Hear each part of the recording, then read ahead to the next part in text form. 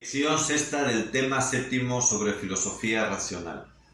La existencia de esta facultad de la percepción es necesaria para explicar la unificación de diferentes sensaciones.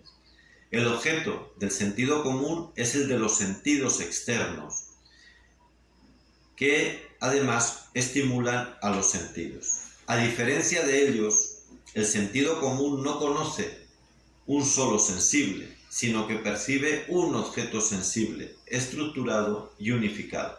Vamos a poner un ejemplo porque esto resulta como un poquito complicado, ¿verdad?, cuando uno lo oye. Un azucarillo o un terrón de azúcar es una percepción, por tanto es un acto del sentido común. La vista siente el color blanco, la figura cúbica del terrón, el tacto, su ligereza y aspereza, el oído, cómo lo desenvolvemos en caso de que esté envuelto, ¿no? Y cómo repica la cucharilla en la taza del café mientras lo disolvemos. Y el olfato distingue el azúcar de la sal, por ejemplo.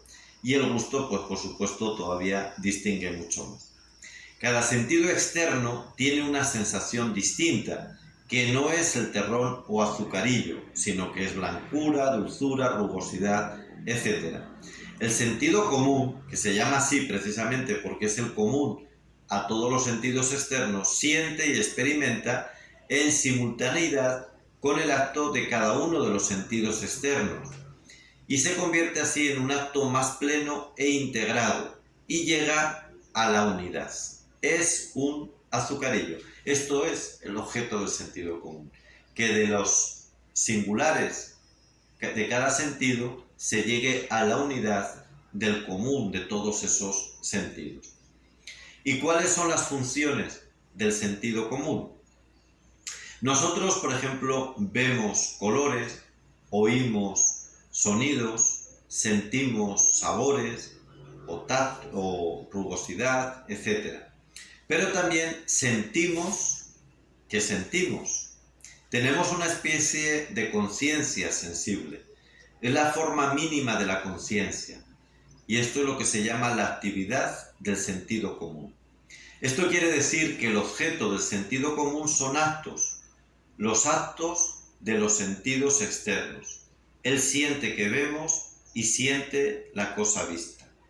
Además, como son su objeto, los actos de los sentidos externos, es capaz de compararlos porque los diferencia. También por eso los unifica y así distinguimos lo blanco de lo dulce, así como de la rugosidad. Ahora bien, la vista no conoce la rugosidad ni la dulzura, así como el gusto no conoce el color o las diferencias al tacto. El acto del sentido común en el que se unifican y coordinan todas esas sensaciones se llama percepción.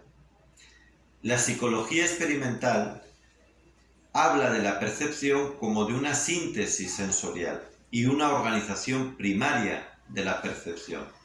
Por imperfecta que sea, en la percepción tenemos la primera captación del ser sustancial y de su esencia. La percepción del azucarillo conoce que existe, por lo tanto conoce una sustancia y que es azúcar y no sal, y por lo tanto conoce una esencia. Por eso, además de unificar sensibles propios y comunes, el sentido común también conoce lo sensible per accidens, que es el ser inteligible. Resumiendo, las 4 funciones atribuidas al sentido común son: primera, sentir los objetos de los sentidos externos. Segunda, diferenciarlos entre sí. Tercera, unificarlos en una percepción. Y cuarta, sentir que los sentidos sienten, ejerciendo una auténtica conciencia sensible. Hasta aquí esta lección sexta.